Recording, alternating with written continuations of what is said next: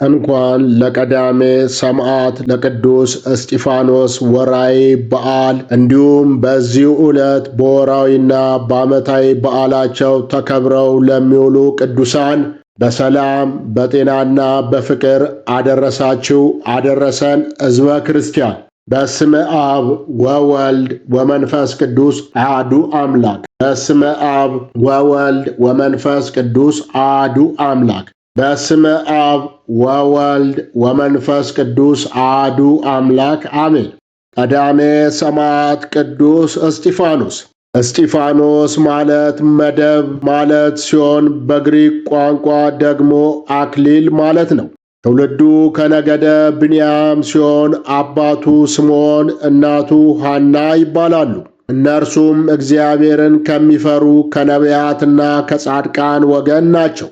ሁለት ወንድ ልጆችንም ወለዱ። አንዱ ይሁዳ ሲሆን ሁለተኛው ቅዱስ እስጢፋኖስ ነው። እስጢፋኖስም ወደ ቅዱሳን ሐዋርያት በመሄድ ይላላካቸው ነበር። በኢየሩሳሌም ቤተ ክርስቲያን ከተሾሙት ከሰባቱ ዲያቆናት አንዱ ሲሆን የዲያቆናትም አለቃ እርሱ ነው። ቅዱስ እስጢፋኖስ በመጀመሪያ ከታላቁ የኦሪት ምሁር የቅዱስ ጳውሎስ መምህር ከነበረው ከገማልያል የኦሪትን ሥርዓት ጠንቅቆ የተማረ ምሁረ ኦሪት ነው። ትንቢተ ነቢያትን ያውቅና የአዳኙን መሲህ መምጣት በጸሎትና በተስፋ ሲጠባበቅ መጥምቀ መለኮት ቅዱስ ዮሐንስ የጌታችንን መንገድ ሲጠርግ ቢያገኘው ደቀ መዝሙር ሆነና በትጋት ሲያገለግለው ቆየ። ከ6 ወራት በኋላ ለስም አጠራሩ ክብር ይግባውና ጌታችን መድኃኒታችን ኢየሱስ ክርስቶስ በዮሐንስ እጅ ተጠመቀ። ከጌታችንም ጥምቀት በኋላ ቅዱስ እስጢፋኖስ ጌታችን ይመጣ ዘንድ ያለው መሲህ እርሱ መሆኑን ባንክሮ ጠየቀው።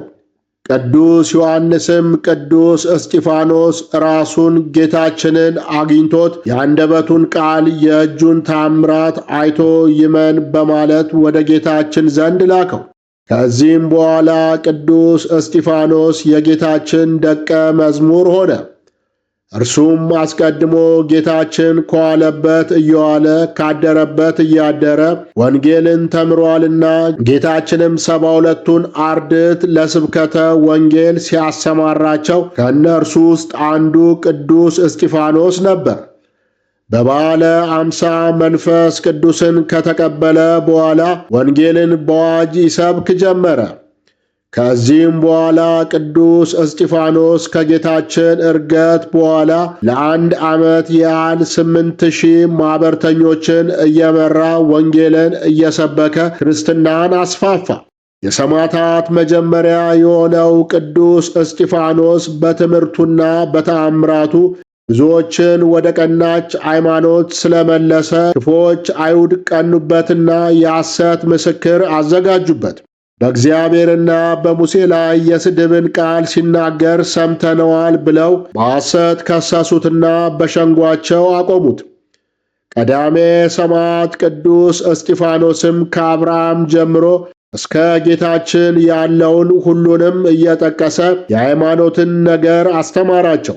ነቢያትን ስለ ማሳደዳቸውና ስለ መግደላቸው እየወቀሰ ሲናገራቸው በትምህርቱ ተናደው ጆሮአቸውን ይዘው በመጮው በድንጋይ ወግረው ይገድሉት ዘንድ እየጎተቱ ከከተማው ውጭ አወጡት።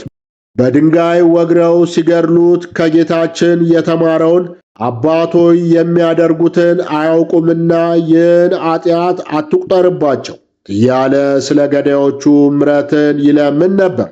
ሰማይም ተከፍቶ የእግዚአብሔርን ክብር ተመለከተ። ቅዱስ ጳውሎስ ይኸውም የቀድሞ ሳውል ቅዱስ እስጢፋኖስን በድንጋይ ሲወግሩት የገዳዮቹን ልብስ ሲጠብቅና ድንጋይ ያቀብል ነበር። የሰማዕትንም የእስጢፋኖስን ደም ባፈሰሱ ጊዜ ራሴ ደግሞ ባጠገባቸው ስቆም ተስማምቼ የገዳዮቹን ልብስ እጠብቅ ነበር ብሎ ራሱ ቅዱስ ጳውሎስ በሐዋርያት ሥራ በምዕራፍ 22 ቁጥር 20 ላይ መስክሯል።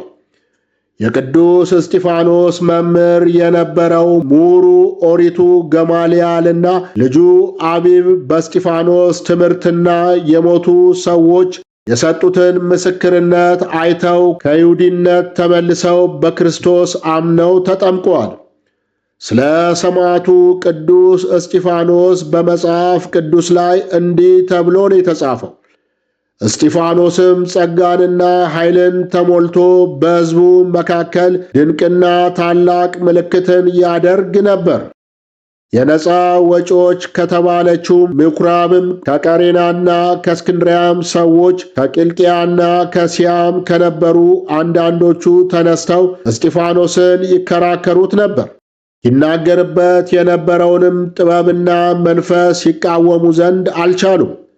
በዚያን ጊዜ በሙሴ ላይ በእግዚአብሔርም ላይ የስድብን ነገር ሲናገር ሰምተነዋል የሚሉ ሰዎችን አስነሱ። ቀርበውም ያዙት፣ ወደ ሸንጎም አመጡትና ይህ ሰው በዚህ በተቀደሰው ስፍራ በሕግም ላይ የስድብን ነገር ለመናገር አይተውም። ይህ የናዝሬቱ ኢየሱስ ይህን ስፍራ ያፈርሰዋል፣ ሙሴም ያስተላለፈልንን ሥርዓት ይለውጣል ሲል ሰምተነዋል የሚሉ የሐሰት ምስክሮችን አቆሙ። በሸንጎም የተቀመጡት ሁሉ ትኩር ብለው ሲመለከቱት እንደ መልአክ ፊት ሆኖ ፊቱን አዩ። ቅዱስ እስጢፋኖስም እንዲህ አላቸው፣ ከነቢያትስ አባቶቻችሁ ያላሳደዱት ማን ነው? የጻድቁንም መምጣት አስቀድሞ የተናገሩትን ገደሏቸው። በመላእክትም ሥርዓት ሕግን ተቀብላችሁ ያልጠበቃችሁት እናንተም አሁን እርሱን አሳልፋችሁ ሰጣችሁት፣ ገደላችሁትም። ይህን በሰሙ ጊዜ በልባቸው በጣም ተቆጡ፣ ጥርሳቸውንም አፋጩበት። መንፈስ ቅዱስንም ተሞልቶ ወደ ሰማይ ትኩር ብሎ ሲመለከት የእግዚአብሔርንም ክብር ኢየሱስንም በእግዚአብሔር ቀኝ ቆሞ አየና እነሆ ሰማያት ተከፍተው የሰው ልጅም በእግዚአብሔር ቀኝ ቆሞ አያለው አለ። በታላቅ ድምፅም እየጮኹ ጆሮአቸውን ደፈኑ። በአንድ ልብ ሆነውም ወደ እርሱ ሮጡ። ከከተማም ወደ ውጭ አውጥተው ወገሩት። ምስክሮችም ልብሳቸውን ሳውል በሚሉት በአንድ ጎበዝ እግር አጠገብ አኖሩ። እስጢፋኖስም ጌታ ኢየሱስ ሆይ ነፍሴን ተቀበል ብሎ ሲጣራ ይወግሩት ነበር። ተንበርክኮም ጌታ ሆይ ይህን ኃጢአት አትቁጠርባቸው ብሎ በታላቅ ድምፅ ጮኸ። ይህን ብሎ አንቀላፋ። ሳውልም በእርሱ መገደል ተስማምቶ ነበር። የቀዳሜ ሰማዕት የቅዱስ እስጢፋኖስ ልደቱና ዕረፍቱ በወርኃ ጥር በመጀመሪያዋ ቀን ነው። ምዕመናንም ሥጋውን ወስደው በክብር ቀብረውታል። በወርኃ ጥቅምት በ17ኛው ቀን የተሾመበት በዓሉ ሲሆን በወርኃ መስከረም በ15ኛው ቀን ደግሞ ፍልሰተ ሥጋ ሆነ። የቀዳሜ ሰማዕት የቅዱስ እስጢፋኖስ ምልጃ፣ ተራዳይነቱ፣ በረከቱ ሁሉ በሁላችን በሕዝበ ክርስቲያን ላይ ይደርብን።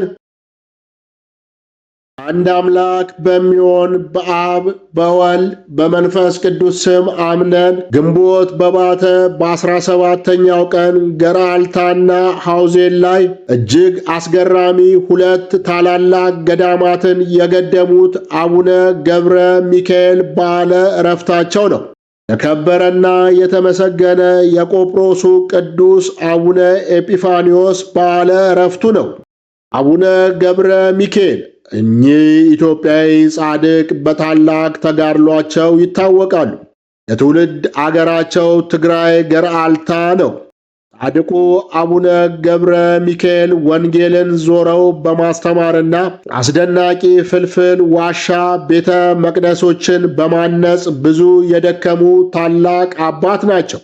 እጅግ አስደናቂ ገዳማቸው ገርአልታ ጠራሮ ቀበሌ ውስጥ ይገኛል።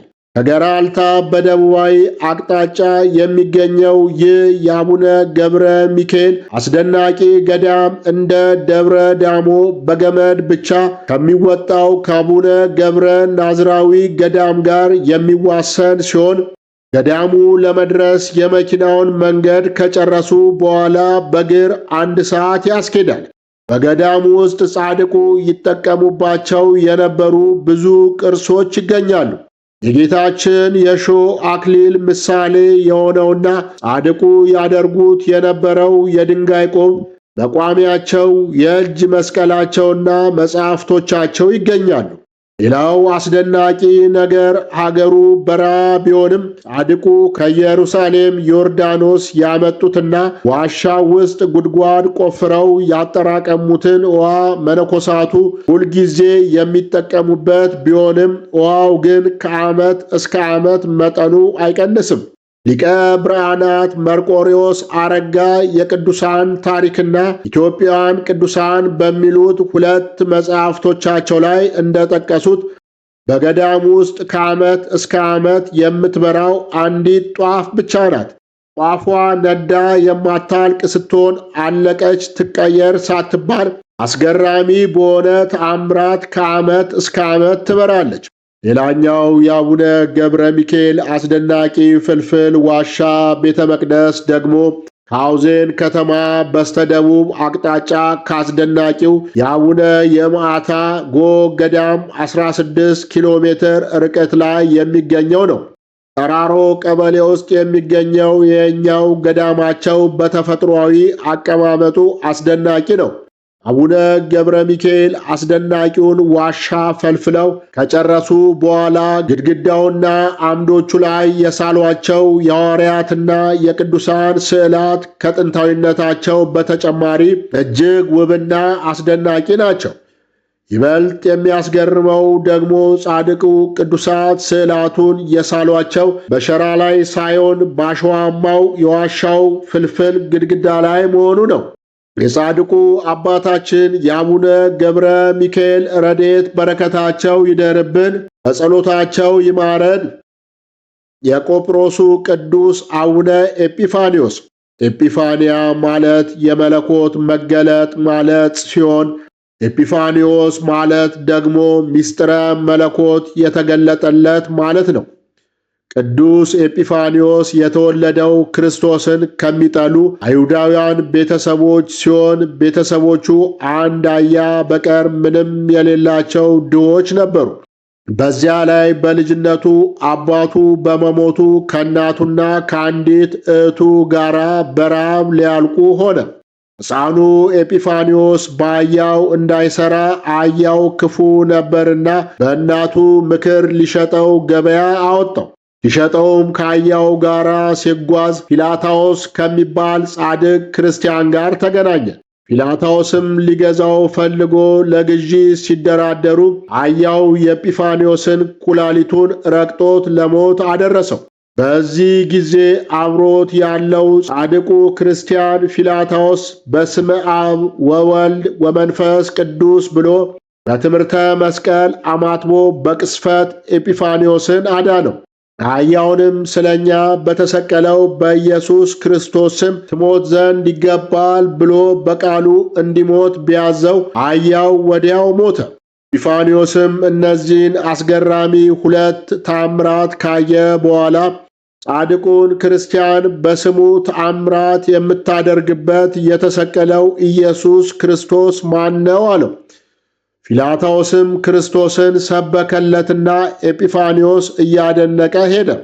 ከወራት በኋላ ሀብታም አይሁዳዊ አጎቱ ኤጲፋንዮስን ወሰደውና ገንዘቡን ሁሉ አውርሶት ሞተ። ኤጲፋንዮስም ገና በ16 ዓመቱ ባለጠጋ ሆነ። የኦሪትን ሕግ ሁሉ እየተማረ ቢያድግም ያቺ ገበያ ላይ ያያት ተአምር ግን በልቡ ውስጥ ትመላለስ ነበር። በአንዲት ዕለትም ስሙ ሉኪያኖስ ከሚባል ጻድቅ መነኩሴ ጋር ተገናኘ። አብረው ሲሄዱም አንድ ነዳይ አገኙና ምጽዋትን ጠየቃቸው። ጻድቁ ሉኪያኖስም ገንዘብ ስለሌለው የሚለብሰውን የፀጉር አጽፉን አውልቆ ለድሃው መጸወተው። በዚያን ጊዜ የብርሃን ልብስ ከሰማይ ሲወርድለት መላእክት ሲያለብሱት ኤጲፋንዮስ ተመለከተ። ይህንንም ድንቅ ነገር ከተመለከተ በኋላ ኤጲፋንዮስ ከመነኩሴው እግር ስር ሰግዶ ክርስቲያን እንዲያደርገው ለመነው። መነኩሴውም ወስዶ ለኤጲስቆጶሱ ሰጠውና አስተምሮ አጠመቀው። በመንኮስም እንደሚፈልግ ቢነግረው ሀብት ንብረት እያለ መነኩሴ መሆን አይገባም አሉት። ከዚህ በኋላ ኤጲፋንዮስ እህቱን አምጥቶ አስጠመቃትና ገንዘቡን ሁሉ ሸጦ ለድኖችና ጦም አዳሪዎች መጸወተው። በተረፈው ደግሞ ቅዱሳት መጻሕፍትን ገዛ። ከዚህም በኋላ መነኮሰና ለእርሱም ለእህቱም ለጥምቀት ምክንያት ወደ ሆነው ስሙ ሉኪያኖስ ወደ ተባለው መነኮስ ገዳም ገባ። በዚህም ጊዜ ዕድሜው 16 ብቻ ነበር። ከዚህ በኋላ ቅዱስ ኤጲፋንዮስ ሽማግሌውን አባ ኢላሪዮስን አገኘውና ሕግጋትን ሁሉ አስተማረው። ከዚያም መናንያኑ እስኪያደንቁት ድረስ በፍጹም ትጋትና ቅድስና በተጋድሎ ኖረ። ብዙ አስገራሚ ተአምራትን አደረገ። ድውያንን ፈወሰ። በጸሎቱ ሙታንን አስነሳ። ከደረቅ መሬት ላይ ውሃን አፈለቀ። ያለ ጊዜውም ዝናብ አዘነበ።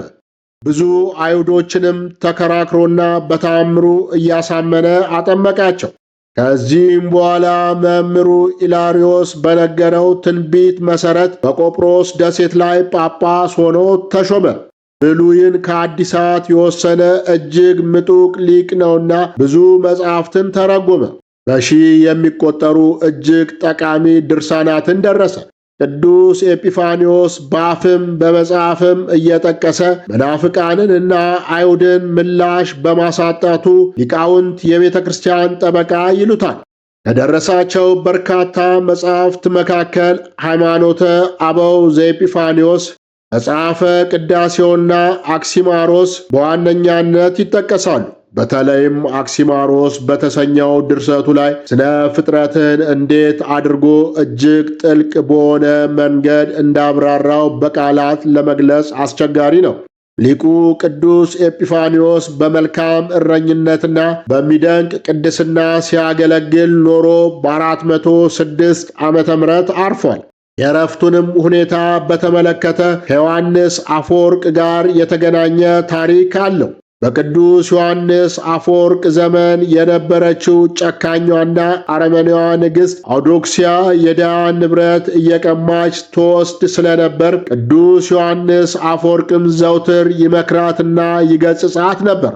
አንድ ቀን አንዱ ድሃ ሄዶ ለዮሐንስ አፈወርቅ ነግሮት ሄዶ የድሃውን ንብረት መልሽለት ቢላት እምቢ ስትለው ከቤተ ክርስቲያን እንዳትገባና ከክርስቲያኖችም ኅብረት እንዳትቀላቀል አወገዛት። እርሷም ከግዝት ፍታይም ብትለው የድሃውን ገንዘብ ካልመለሽ አልፈታሽም ስላላት በከንቱ አወገዘኝ፣ አባት ያስተምራል እንጂ እንዲህ አያደርግም እያለች ታስወራበት ጀመር።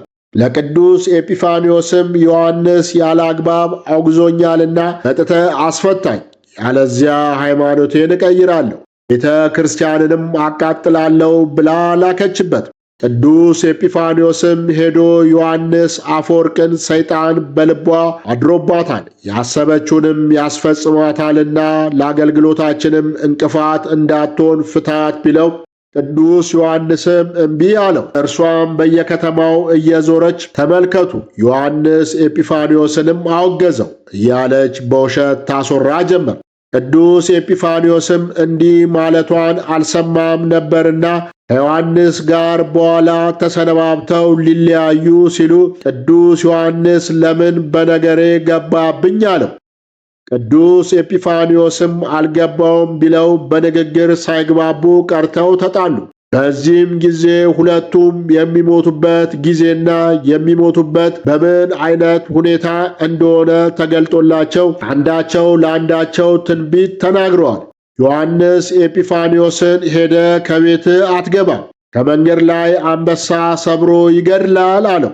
ኤጲፋንዮስም ዮሐንስን የኔን ትላለ እንጂ አንተም ደግሞ ተግዘ በካዲዎች ተወግዘ በአንጾኪያ ደሴት ታስረ ተሰቃይተ ትሞታለ አለው። በተነጋገሩትም ትንቢት መሠረት ቅዱስ ኤጲፋንዮስ ወደ ባቱ ሲሄድ አንበሳ ገደለውና የአንበሳ ሆድ መቃብሩ ሆነለት። ስንክሳሩ ግን በመርከብ ሲሄድ እንዳረፈ ይገልጻል። ዮሐንስም በግዞት ታስሮ ብዙ ከተሰቃየ በኋላ ግንቦት 12 ቀን አረፈ። ጨካኟና አረመኔዋ ንግሥት አውዶክስያም ዮሐንስ ኤጲፋንዮስን አውግዞት ወደ አገሩ አባሮት በመንገድ ላይ እንዲሞት አደረገው እያለች በሐሰት አስወርታ የቤተ ክርስቲያን ጠላቶች የሆኑትን ሰዎች ሰብስባ ዮሐንስን እንዲያወግዙት ካደረገች በኋላ በግዞት ታስሮ እንዲኖርና ተሰቃይቶ እንዲሞት አድርገዋለች። የጻድቁ አባት የአባ